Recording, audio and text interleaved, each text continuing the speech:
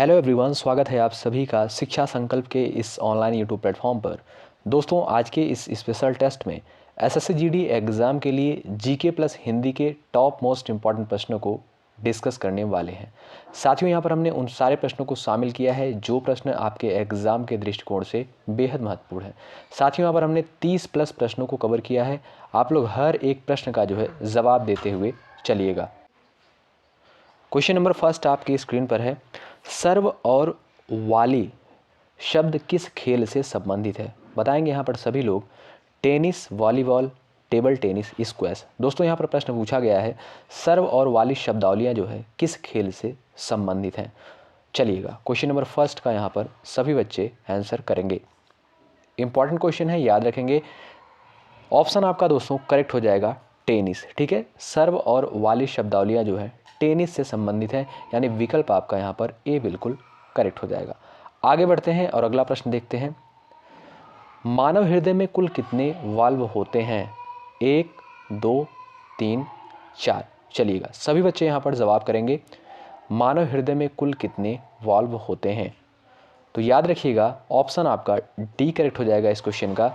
मानव हृदय में कुल 4 वाल्व होते हैं, यानी जो है आपका विकल्प डी करेक्ट हो जाएगा। ठीक है, और याद रखेंगे दोस्तों, वाल्व का जो है कार्य होता है वह होता है रक्त के प्रवाह को नियंत्रित करना। ठीक है, रक्त के प्रवाह को नियंत्रित करना।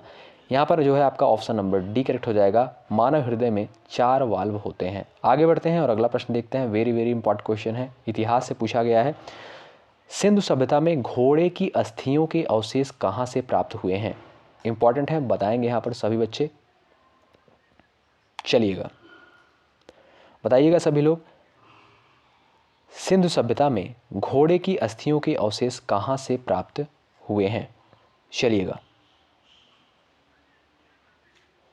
याद रखेंगे आप लोग सुरकोटदा। इस ऑप्शन को जो है आप लोग थोड़ा सा सही कर लीजिएगा, सुरकोटदा कर लीजिएगा। ठीक है, विकल्प आपका यहाँ पर डी बिल्कुल करेक्ट हो जाएगा। ठीक है, सिंधु घाटी सभ्यता में जो है घोड़े की अस्थियों के साक्ष्य प्राप्त हुए हैं सुरकोटदा से, यानी विकल्प आपका डी करेक्ट हो जाएगा। आगे बढ़ते हैं और अगला प्रश्न देखते हैं। सभी बच्चे ध्यानपूर्वक देखेंगे। चलिएगा, जब दिन और रात की अवधि बराबर होती है तो सूर्य की किरणें सीधी पड़ती हैं उत्तरी ध्रुव पर, दक्षिणी ध्रुव पर। ऑप्शन सी दिया है कर्क रेखा पर, ऑप्शन डी दिया है भूमध्य रेखा पर। बताएंगे सभी बच्चे। जब दिन और रात की अवधि बराबर होती है तो सूर्य की किरणें सीधी पड़ती हैं। कहाँ पर पड़ती हैं? आप सभी लोग बताइएगा। इंपॉर्टेंट क्वेश्चन है ज्योग्राफी से। चलिएगा, याद रखेंगे दोस्तों भूमध्य रेखा पर। ठीक है भाई, ऑप्शन आपका डी करेक्ट हो जाएगा। ठीक है भाई, ऑप्शन आपका डी करेक्ट हो जाएगा। आगे बढ़ते हैं और अगला प्रश्न देखते हैं। कंप्यूटर का जनक किसे माना जाता है? यह भी महत्वपूर्ण प्रश्न है, स्टार लगाइएगा। चलिएगा, कंप्यूटर से भी प्रश्न पूछा जाएगा, याद रखेंगे। कंप्यूटर का जनक जो है किसे माना जाता है? चलिएगा, चार्ल्स बेबेज को। याद रखेंगे दोस्तों, चार्ल्स बेबेज को जो है कंप्यूटर का जनक माना जाता है, यानी विकल्प आपका ए राइट हो जाएगा। ऑप्शन नंबर ए चला जाएगा। चलिएगा, पुरी में रथ यात्रा किसके सम्मान में आयोजित की जाती है? महत्वपूर्ण प्रश्न है दोस्तों, डबल स्टार लगा लीजिएगा इस पर। रथ यात्रा से संबंधित प्रश्न पूछा गया है। पुरी में जो है रथ यात्रा किसके सम्मान में आयोजित करी जाती है? चलिएगा, बहुत ही अच्छे यहाँ पर आंसर भी आना प्रारंभ हो चुका है। काफ़ी बच्चों ने जवाब किया है। बिल्कुल, भगवान जगन्नाथ, यानी ऑप्शन आपका बी करेक्ट हो जाएगा। ठीक है भाई, भगवान जगन्नाथ के सम्मान में रथ यात्रा पुरी में निकाली जाती है, आयोजित की जाती है, यानी विकल्प आपका यहाँ पर बी बिल्कुल राइट होगा। आगे बढ़ते हैं और अगले प्रश्न की तरफ बढ़ते हैं। चलिए, निम्न में से वह व्यक्ति कौन है जिन्हें भारत का राष्ट्रपति बनने से पहले भारत रत्न से सम्मानित किया गया था? इंपॉर्टेंट क्वेश्चन है, डबल स्टार लगाइएगा दोस्तों इस पर। चलिएगा, वह व्यक्ति कौन है जिन्हें भारत का राष्ट्रपति बनने से पहले भारत रत्न से सम्मानित किया गया था? चलिए भाई,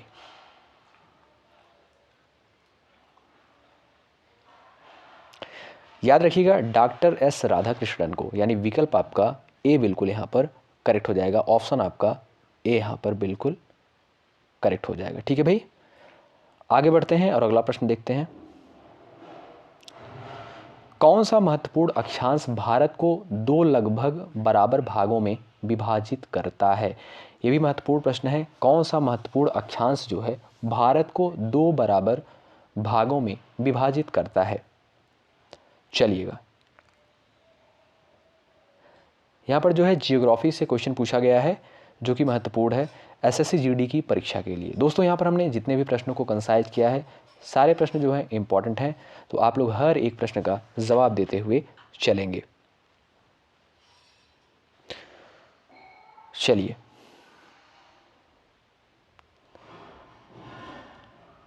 याद रखेंगे ऑप्शन आपका सी करेक्ट हो जाएगा, 23 डिग्री 30 मिनट। ठीक है भाई, ऑप्शन आपका यहाँ पर सी बिल्कुल करेक्ट हो जाएगा। आगे बढ़ते हैं, अगला प्रश्न देखते हैं। निम्न में से कौन सा उपवेद नहीं है? धनुर्वेद, आयुर्वेद, शास्त्र, उसके बाद दिया गया है योग वेद। बताएंगे सभी लोग, इसमें से जो है उपवेद नहीं है। चलिएगा,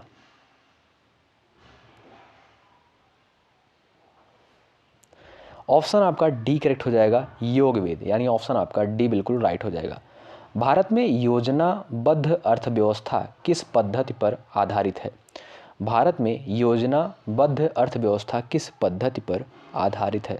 पारंपरिक व्यवस्था, अधिकार व्यवस्था, समाजवादी व्यवस्था, पूंजीवादी व्यवस्था। सभी बच्चे यहाँ पर जवाब देने का प्रयास करें। भारत में योजनाबद्ध अर्थव्यवस्था किस पद्धति पर आधारित है? तो समाजवादी पद्धति पर, यानी विकल्प आपका सी करेक्ट हो जाएगा, समाजवादी पद्धति पर। आइएगा आगे बढ़ते हैं।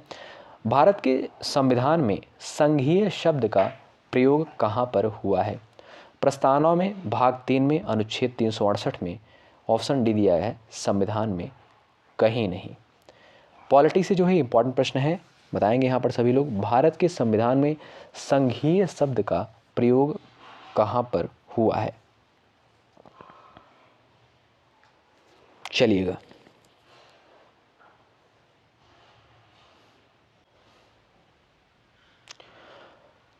तो याद रखिएगा दोस्तों, अनुच्छेद 1 के तहत, यानी जो है आपका यहाँ पर ऑप्शन में नहीं दिया गया है।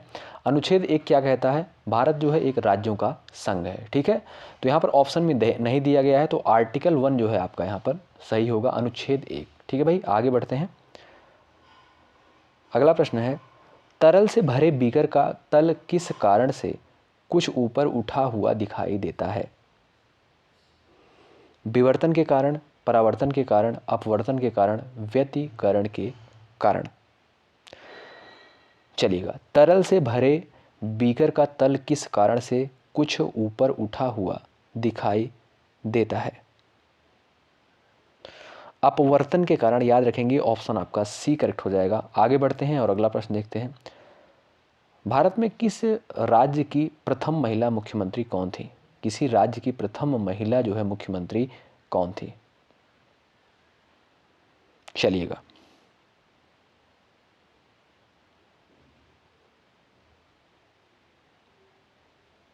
फटाफट यहां पर आंसर करेंगे।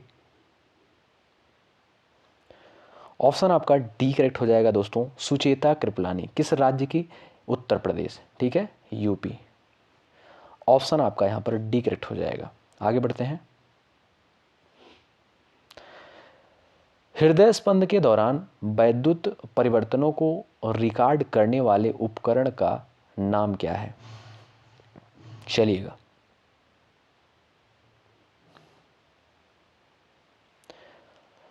हृदय स्पंद के दौरान वैद्युत परिवर्तनों को रिकॉर्ड करने वाले उपकरण का नाम क्या है? तो याद रखेंगे दोस्तों, इलेक्ट्रोकार्डियोग्राम। ठीक है, याद रखेंगे, इलेक्ट्रोकार्डियोग्राम में रिकॉर्ड किया जाता है। विकल्प आपका यहाँ पर डी राइट हो जाएगा। आगे बढ़ते हैं। कामाख्या मंदिर भारत के किस आधुनिक राज्य में स्थित है? कामाख्या मंदिर जो है भारत के किस आधुनिक राज्य में स्थित है? बताएंगे सभी बच्चे यहाँ पर। चलिएगा,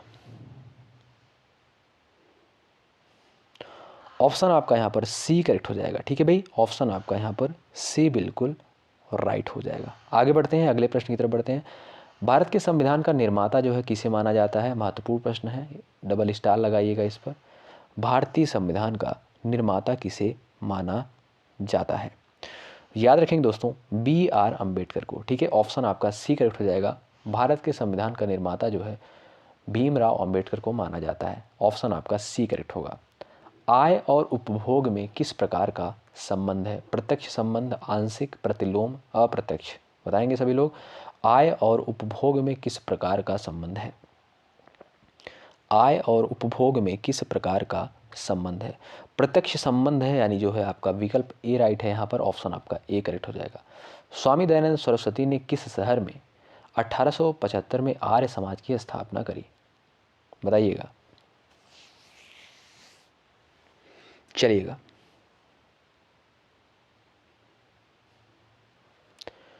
ऑप्शन आपका यहाँ पर कौन सा करेक्ट हो जाएगा, आप सभी लोग बताएंगे।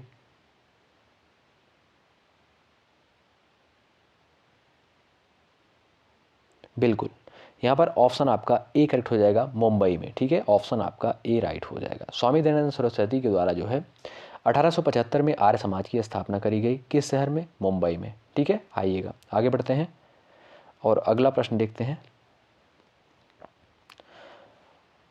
भारत का प्रथम फील्ड मार्शल कौन था? इंपॉर्टेंट प्रश्न है। भारत का प्रथम फील्ड मार्शल कौन था? बताइएगा भाई, चलिएगा।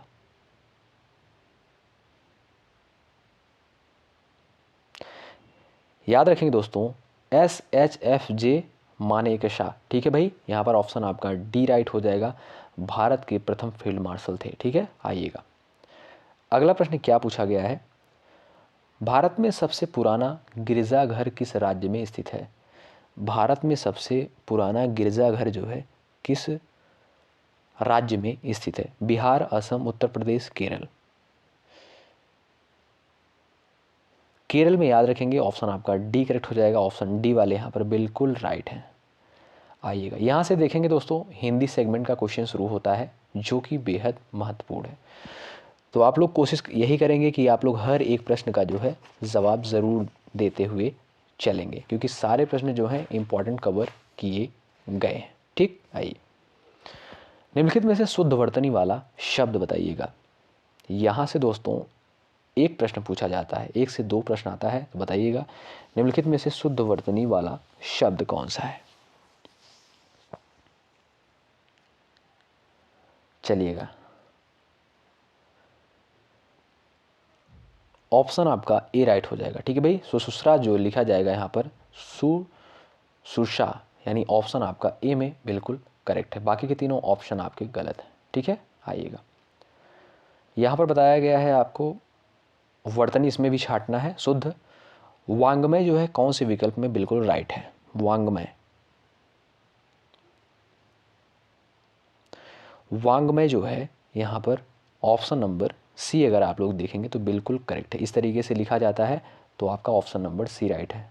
आइएगा आगे बढ़ते हैं। किस शब्द का प्रयोग सदा बहुवचन में होता है? चलिएगा, किस शब्द का प्रयोग जो है सदा बहुवचन में होता है? लड़का, प्राण, वधु, ऑप्शन डी दिया है घोड़ा। तो प्राण का जो है हमेशा बहुवचन में प्रयोग होता है, यानी ऑप्शन आपका बी यहाँ पर बिल्कुल करेक्ट है। ठीक है, आइएगा अध्यक्ष शब्द का स्त्रीलिंग रूप क्या होगा? अध्यक्ष का स्त्रीलिंग पूछा है। चलिए भाई फटाफट जवाब करिएगा, हिंदी ग्रामर से सारे क्वेश्चन यहाँ पर इंपॉर्टेंट है। अध्यक्ष शब्द का स्त्रीलिंग रूप जो हो जाएगा अध्यक्षा हो जाएगा, यानी ऑप्शन आपका ए चला जाएगा, बिल्कुल राइट। आइएगा कान कतरना मुहावरे का जो है अर्थ बताइए। कान कतरना मुहावरे का अर्थ यहाँ पर क्या होगा? सभी बच्चे बताएंगे, फटाफट जवाब करेंगे। चलिए, कान कतरना, काट लेना, चोट मार देना, वाद विवाद करना, बहुत अधिक चालाक होना। दोस्तों यहाँ पर ऑप्शन डी चला जाएगा बिल्कुल राइट पर, बहुत अधिक चालाक होना यानी कान कतरना। ठीक है, आइएगा अगला प्रश्न देखेंगे सभी लोग। क्या प्रश्न पूछा गया पढ़ते हैं ध्यान से। निम्नलिखित प्रश्न में 4 वाक्य दिए गए हैं, इसमें से एक वाक्य सही है, सही वाक्य का चयन कीजिए। देखेंगे यहाँ पर, वह तो गया किंतु वह उसकी पुस्तक नहीं ले गया। बताएंगे यहाँ पर दोस्तों, यहाँ पर क्या बताना है आपको। एक बार फिर से क्वेश्चन पढ़ते हैं, आप लोग ध्यान से देखिएगा। निम्नलिखित प्रश्न में 4 वाक्य दिए गए हैं, इसमें से एक वाक्य सही है, सही वाक्य का चयन कीजिए। इन चारों वाक्यों को आप लोग पढ़िएगा और बताइएगा इन वाक्यों में से कौन सा वाक्य बिल्कुल सही है। चलिएगा देखेंगे दोस्तों, यहां पर लिखा गया है वह तो गया किंतु अपनी पुस्तकें नहीं ले गया, यानी आपका ऑप्शन नंबर ए यहां पर बिल्कुल राइट है। आगे बढ़ते हैं, अगला क्वेश्चन क्या है। विलोम शब्द चुनना है, बताएंगे सभी लोग। उन्मूलन का जो है विलोम शब्द क्या होगा। उन्मूलन का विलोम शब्द पूछा है। याद रखिएगा सभी लोग, उन्मूलन का जो है विलोम शब्द होगा रोपण। ठीक है, क्या हो जाएगा, उन्मूलन का विलोम शब्द हो जाएगा यहां पर रोपण, यानी ऑप्शन आपका सी करेक्ट होगा। यहां पर पूछा गया है अज्ञ का विलोम। अज्ञ का विलोम बताइएगा दोस्तों। चलिएगा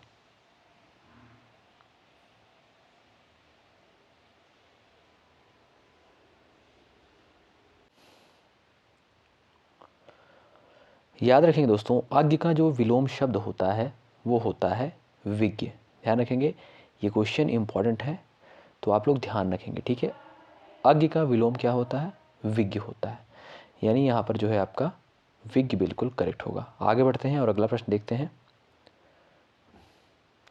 यहाँ पर पूछा गया है दोस्तों, पर्यायवाची शब्द का चयन कीजिए।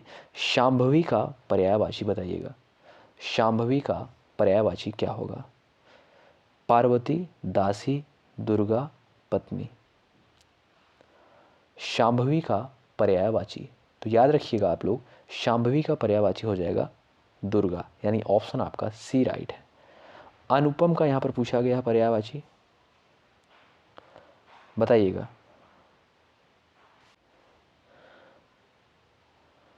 चलिएगा बताइएगा भैया आप लोग। अद्वितीय, यानी जो है आपका विकल्प डी करेक्ट हो जाएगा। अनुपम का जो पर्यायवाची होता है दोस्तों अद्वितीय। ठीक है भाई, ऑप्शन आपका डी यहाँ पर राइट है। अब इस प्रश्न में क्या निर्देश दिए गए हैं हम लोग देखेंगे, पढ़ेंगे। निम्नलिखित प्रश्नों में दिए गए वाक्यांशों के लिए 4 विकल्प में से एक एक शब्द दिया गया है, सही शब्द वाले विकल्प का चयन कीजिए।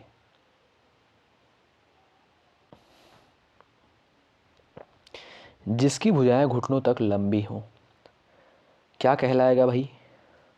जिसकी भुजाएं घुटनों तक लंबी हो। अजानुबाहु, ऑप्शन आपका बी करेक्ट है, ऑप्शन नंबर बी राइट हो जाएगा। जिसकी थाह न मिल सके। अगम, अपार, अथाह, अभेद्य। जिसकी थाह जो है न मिल सके, कहलाएगा दोस्तों अथाह। ठीक है भाई, ये आपका ऑप्शन नंबर सी करेक्ट हो जाएगा। उद्धरण का जो है सही संधि विच्छेद पूछा है, इंपॉर्टेंट है, सभी बच्चे बताएंगे। उद्धरण का जो है सही संधि विच्छेद क्या होगा, बताइएगा भाई। चलिएगा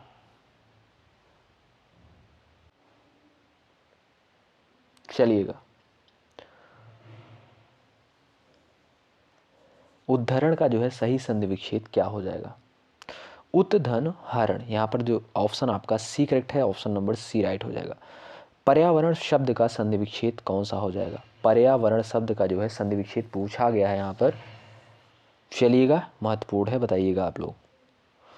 परिधन आवरण, दोस्तों ऑप्शन नंबर सी करेक्ट है यहाँ पर। अब आप लोग बताइएगा इन 30 प्लस प्रश्नों में से आप लोगों ने कितने प्रश्नों को बिल्कुल राइट किया है। सारे प्रश्न जो है एसएससीडी परीक्षा के लिए बेहद महत्वपूर्ण है। आप लोग हर एक टेस्ट को ज़रूर दीजिएगा अपने एग्ज़ाम से पहले। जितने भी क्वेश्चन प्रोवाइड किए जा रहे हैं, जितने भी टेस्ट प्रोवाइड किए जा रहे हैं, सारे क्वेश्चन और टेस्ट जो है इंपॉर्टेंट है। ठीक है, उन्हीं सारे प्रश्नों को हम कंसाइज करते हैं जो प्रश्न पिछले वर्षों में पूछे गए हैं और जिन प्रश्नों की पूछे जाने की संभावनाएं हैं। ठीक है, बहुत बहुत शुक्रिया अंत तक बने रहने के लिए। अगर आप लोग चैनल पर नए हैं, सब्सक्राइब करके बेल आइकन को ज़रूर प्रेस कर लीजिएगा, जिससे हमारी आने वाली वीडियोज़ का नोटिफिकेशन आप सभी तक पहुँच सके। शुक्रिया, बहुत बहुत धन्यवाद।